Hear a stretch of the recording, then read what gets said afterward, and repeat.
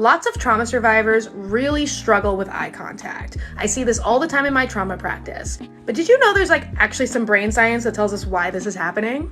So back in 2012, some trauma researchers did a study where they had non-traumatized people and traumatized people look at the same images, and the images were of somebody making eye contact. Now, in the non-traumatized brain, eye contact triggered the prefrontal cortex. That's the logic and thinking center of our brain, and they basically started to assess the person who was looking at them and try to get a sense of their intentions. But the traumatized brains did something really different.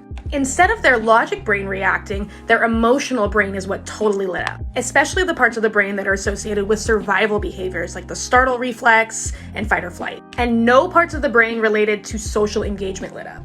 For these trauma survivors, just being looked at triggered a feeling of being unsafe, which can help us to understand why people who have trauma really struggle in relationships, because even being looked at feels unsafe.